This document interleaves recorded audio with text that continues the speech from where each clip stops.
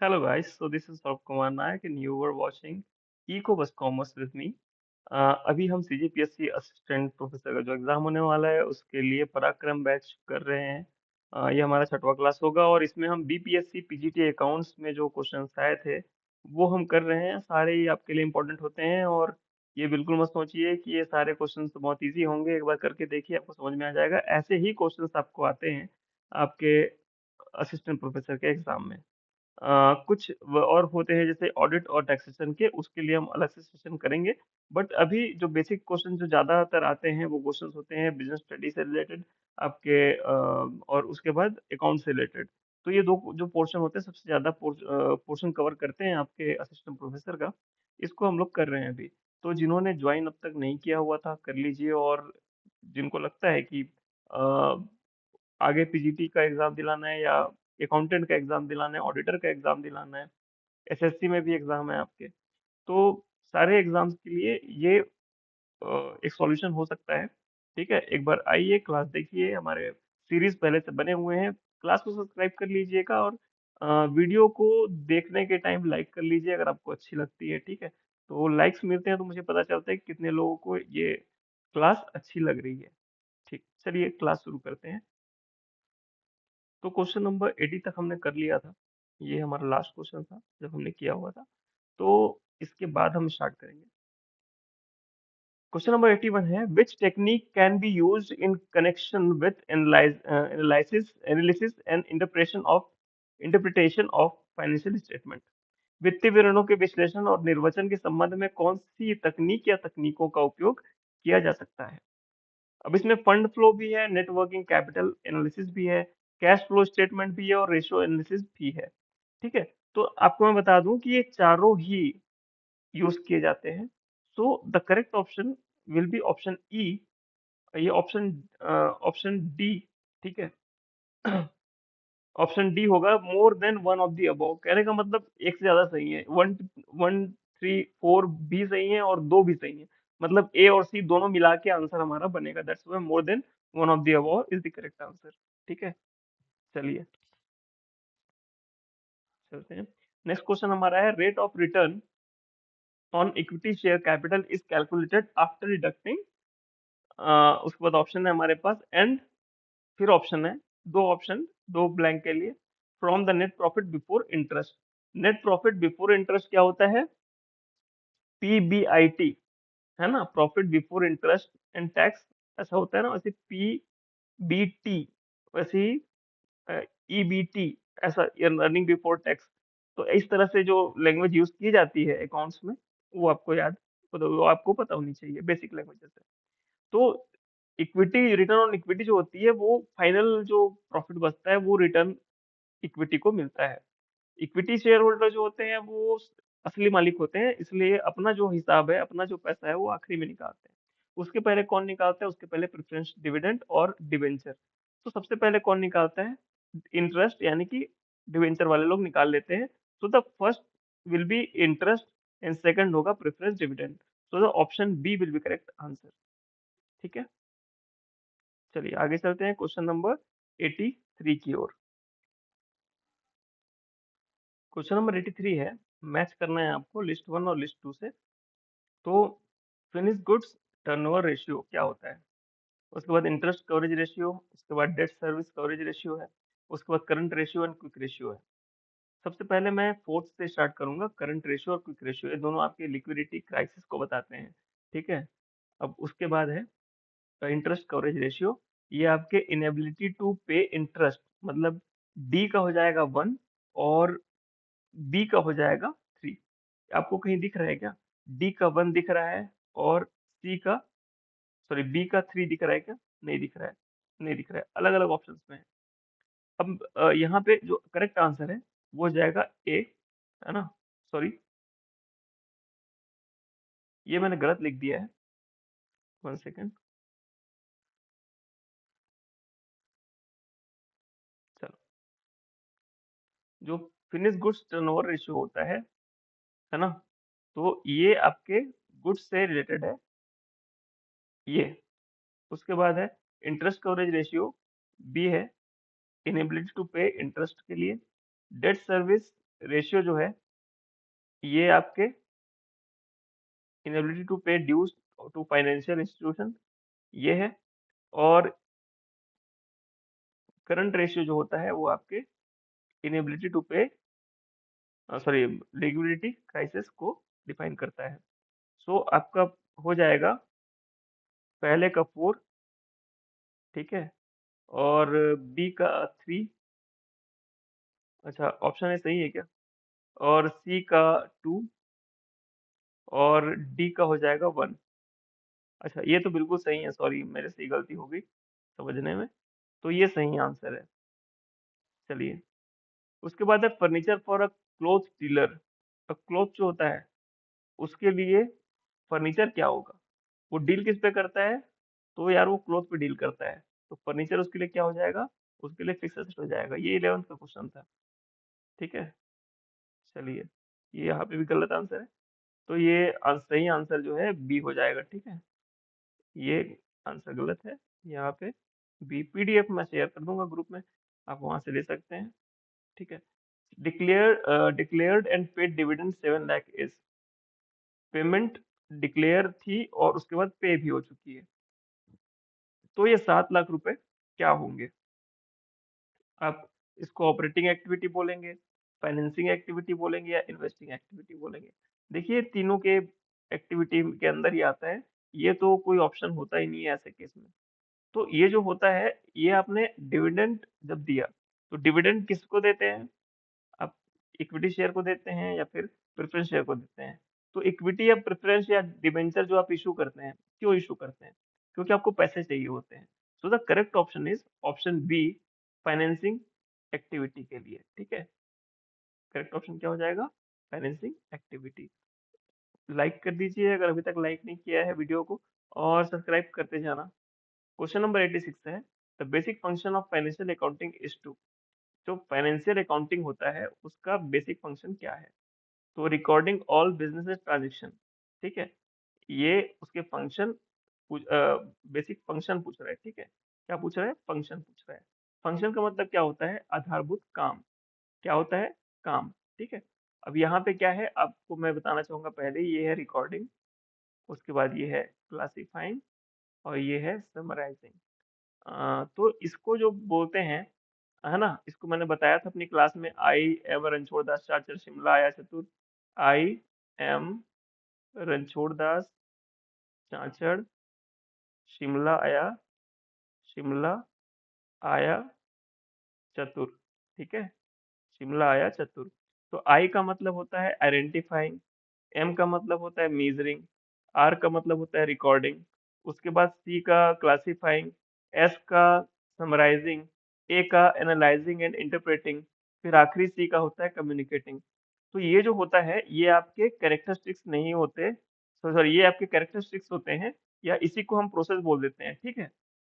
उसको क्या है, इसको क्या है, यहाँ पे फंक्शन पूछा गया है, मतलब उसके काम क्या है, उसके काम क्या है, वो हमारे को हेल्प करता है, डेट इशू सॉल्व करने के लिए हेल्प करता है, मैनेजमेंट को असिस्ट करता है, और हमारे जो मेमोरी होता है, मेमोरी को रिप्लेस करता है। ये इसके काम होते हैं, काम अलग चीज है, और जो उसके फंक्शन कैरेक्टरिस्टिक्स है वो अलग चीज है। यहाँ पे उसने सारे कैरेक्टरिस्टिक्स बता दिए, तो none of this will be correct answer, ठीक है। चलिए, option E will be correct answer. Question number 87 है, revenue from sale of good ordinarily is reported as a part of the earning in the period, ठीक है।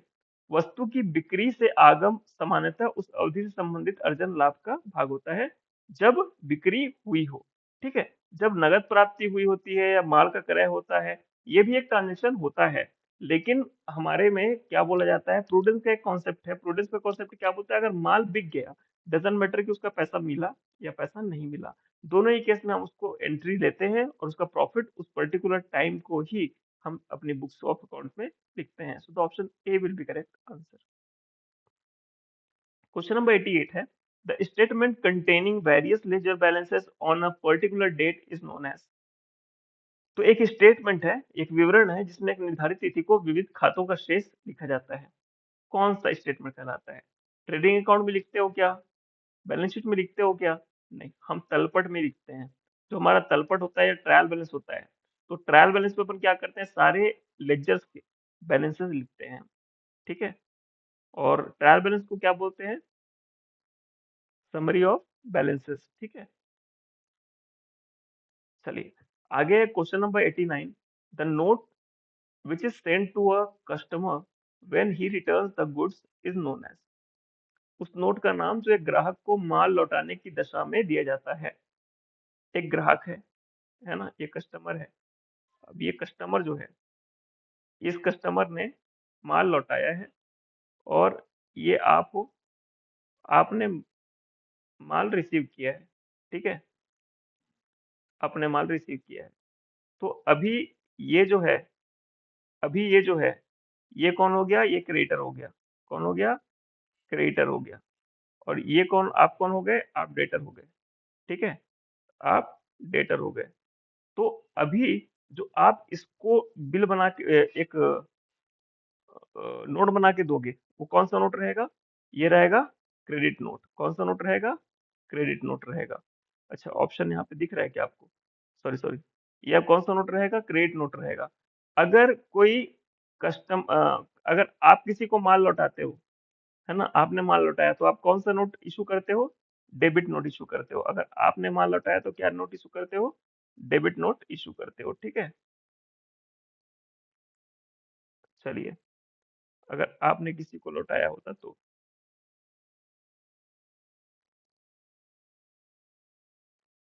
ठीक है? चलिए, आगे चलते हैं। Passbook is the statement of account of customer maintain by the. Passbook एक स्टेटमेंट है जो कि कस्टमर का होता है, वो मेंटेन किया जाता है। तो भाई, आपको पता है कि पासबुक कौन मेंटेन करता है? पासबुक बैंक मेंटेन करता है, ग्राहक मेंटेन नहीं करता, ठीक है? चलिए, क्वेश्चन नंबर 91 है, the statement which is prepared to reconcile the balance of a cash book in passbook is. कहाँ होता है? हम सबको पता है, कैश बुक और पासबुक, ठीक है? सीपी इसको बोलते हैं, कैश बुक और पासबुक। तो ये दोनों का जो हम लोग रिकंसाइल करते हैं, इसको अपन क्या बोलते हैं? बीआरएस बोलते हैं, ठीक है? क्या बोलते हैं? बीआरएस, ठीक है? यहाँ पे कहीं बीआरएस दिख रहा है क्या? नहीं दिख रहा है। तो none of the above is correct answer. आपको दोनों बार आंसर दिख गया पहले से।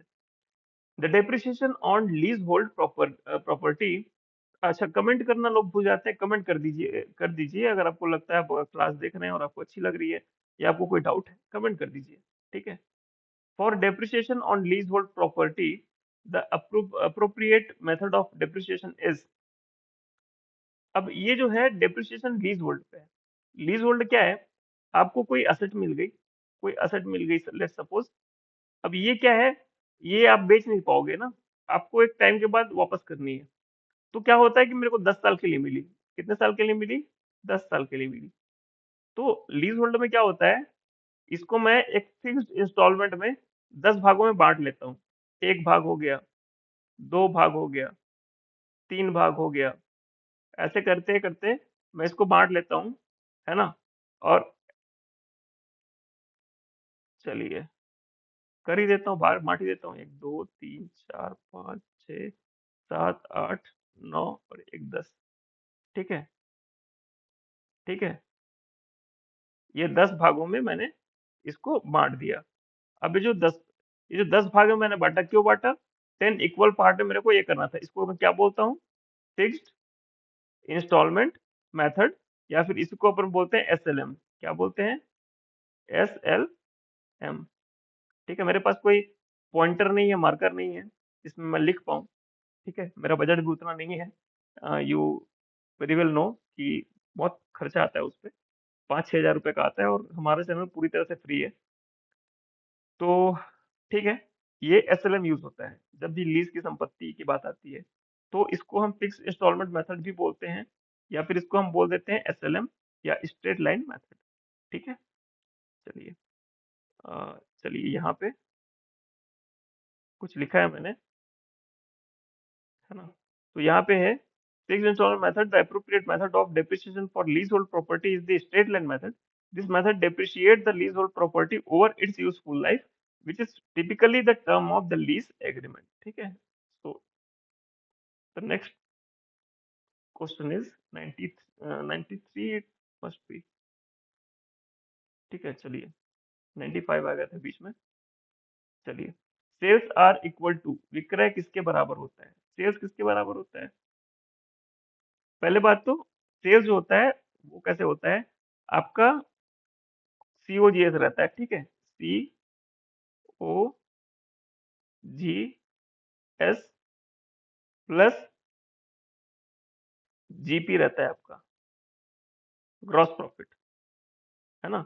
कॉस्ट ऑफ गुड्स सोल्ड यानी विक्रय माल की लागत और सकल लाभ, ये दो चीजें आपको ऐड करनी होती है, लेकिन कहीं भी नहीं दिख रहा है। लेकिन यहाँ पे लाभ के, है ना, प्लस प्रॉफिट लिख दिया है, प्लस क्या लिख दिया, प्रॉफिट लिख दिया है। और ये जो प्रॉफिट होता है वो नेट प्रॉफिट भी हो सकता है, ग्रॉस प्रॉफिट भी हो सकता है। लेकिन क्योंकि ये ग्रॉस सीओजीएस के साथ दिया हुआ है, मैं इसको मान के चलूंगा option A is correct answer, और मेरे हिसाब से ऑप्शन ए है। किसी के हिसाब से ऑप्शन ई हो सकता है कि उपयुक्त में से कोई नहीं, क्योंकि यहाँ पे लाभ जो है ना, वो नेट प्रॉफिट है या ग्रॉस प्रॉफिट है वो बताया नहीं गया है। क्योंकि बताया नहीं गया है और बाकी दो में ग्रॉस ग्रॉस लिखा हुआ है, तो मैं मान के चलता हूँ ये भी ग्रॉस प्रॉफिट ही होगा। ठीक है, और कुछ लोग ऐसा मान सकते हैं क्योंकि बाकी में दो ग्रॉस लिखा हुआ है, इसमें क्यों उसने थोड़ा सा आलसी पना कर दिया है। तो हो सकता है कि वो ले सकता है कि उसको नेट प्रॉफिट समझ ले और ई में लगा के आ जाए। ठीक है, दोनों ही पॉसिबल है। At the time of renewal of a bill, interest account is debited in the books of. अगर आप एक बिल है, एक बिल को रिन्यूअल करा रहे हो, तो इस बिल में एक्स्ट्रा जो अमाउंट है उसका इंटरेस्ट क्या होगा? इंटरेस्ट, ये आपको एक्स्ट्रा पे करना पड़ेगा। ठीक है, ये जो एक्स्ट्रा पे करोगे इंटरेस्ट आप, वो इंटरेस्ट को डेबिट किससे किया जाएगा? Interest account is debited in the books of, किसके अकाउंट से? तो ये जो होता है आपके ड्रॉई के अकाउंट से वो डेबिट किया जाएगा। ठीक है, क्लियर? कौन कौन सी पार्टी होती है बिल ऑफ एक्सचेंज में? बिल्स ऑफ एक्सचेंज, ये ऐसा टॉपिक है, कई लोग इसको बना के आते हैं, कई लोग कंफ्यूज रहते हैं। ये मुझे बताओ इसमें कितने पार्टीज होती है? ये कई बार पूछा गया, ये हमारे से भी पूछा गया था कि कितने पार्टीज होती है इसमें, है ना? और कौन सी एक पार्टी दो पार्टी का काम कर देती है? ठीक है, चलिए आगे चलते हैं, कमेंट कीजिए इसको। क्वेश्चन नंबर 94 है, the account maintained by a businessman with his banker is known as. देखो अब बिजनेसमैन की बात करिए, देखो भाई तुम गरीब, मैं गरीब, हम लोग के पास क्या है? सेविंग अकाउंट है। कौन सा अकाउंट है? ये इधर सी वाला। ठीक है, ये ऑप्शन भी सी दे दिया है, तो हमारे माथे पे भी सी लिखा हुआ है। हम लोग सेविंग करते हैं, सेविंग करते रहते हैं, बस जिंदगी हमारी इसी में निकल जाती है, और सेविंग अकाउंट कभी फुल नहीं हो पाता है। ठीक है, सेविंग ही चलते रहती है हम लोग की। लेकिन जो बिजनेसमैन होते हैं ना, वो लोग क्या अकाउंट यूज करते हैं? वो लोग करंट अकाउंट यूज करते हैं। क्या यूज करते हैं? Current account. क्यों यूज करते हैं? क्योंकि करंट अकाउंट में अगर कभी कभी बैलेंस निगेटिव भी चला गया तो कोई दिक्कत नहीं है। ठीक है, चलिए option A will be correct answer. Question number 95 अपन ने कर लिया है। क्वेश्चन नंबर 96 है, cash received from sale of grass by a club is treated as. एक क्लब है, उसने घास उगाई थी और घास बेच दी, ये कौन सी रिसीट मानी जाएगी? कैपिटल रिसीट होगी? देखो भाई घास तो पहली बात कैपिटल होती नहीं है, ठीक है, और ये एसेट हो नहीं सकती। ये कौन सी रिसीट होती है? रेवेन्यू रिसीट होती है। ठीक है, चलिए, बहुत ज्यादा सोचने वाला क्वेश्चन नहीं था। तीन क्वेश्चन, चार क्वेश्चन बचे हुए हैं। अभी तक सब्सक्राइब नहीं किया कर लो, लाइक नहीं किया कर लो। नॉन प्रॉफिटेबल ऑर्गेनाइजेशन है हमारा, भी कोई पैसा से कमाने वाला काम नहीं है। टेलीग्राम में जाइए, ज्वाइन हो जाइए, और आपको लगता है जो भी डाउट वहाँ पे पुट कर दीजिए। बहुत अच्छे अच्छे लोग हैं वहाँ पे जो आपके सॉल्यूशन अपने साइड से देंगे देंगे, मुझे देने की जरूरत नहीं पड़ेगी, और मुझे पड़ेगी तो मैं वहाँ पे हूँ। ठीक है, मैं भी हूँ वहाँ पे। तो 97 का क्वेश्चन है, in case of net worth method of single entry, net profit is ascertained by. एकल प्रविष्टि प्रणाली की शुद्ध संपत्ति विधि में शुद्ध लाभ की गणना किससे की जाती है? ठीक है, तो आपको पांच ऑप्शन दिए गए हैं, trading and profit and loss account, comparison of capital between opening and closing period. तो जब हम सिंगल एंट्री की बात करते हैं ना, तो सिंगल एंट्री में या एकल प्रविष्टि प्रणाली में प्रारंभिक और अंतिम पूंजी के मध्य तुलना की जाती है और उससे प्रॉफिट निकाला जाता है। लेट्स सपोज आपके पास 2021 में 20,000 रुपए से आपने बिजनेस स्टार्ट किया हुआ था, आपकी ओपनिंग कैपिटल 20,000 रुपए थी और आपकी क्लोजिंग कैपिटल 30,000 रुपए हो गई, तो आपने प्रॉफिट कितने का कमाया? 10,000 का कमाया। ऐसे कैलकुलेट किया जाता है सिंगल एंट्री सिस्टम पे। ठीक है। Question number 98, if the rate of gross profit is 25% on cost of goods sold, hence it is 20% on sale। ये तो बताने की जरूरत नहीं होगी, सबको रटा रुटाया है। 11th में लोग रट लेते हैं इसको, 11th में बहुत काम आता है ये।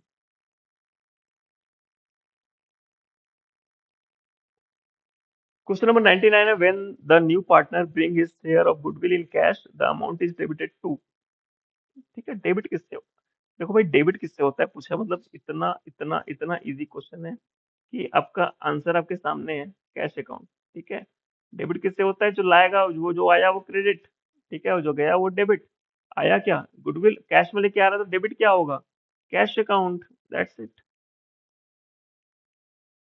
अच्छा, इसका भी आंसर आपको दे दिया गया है। ठीक है, आंसर क्या होगा ये आप देख लो। सॉल्यूशन क्या है? 2/3, 1/3, 1/4। ठीक है, 8:4:3। सिंप्लीफाई करेंगे 4:2:1। है ना?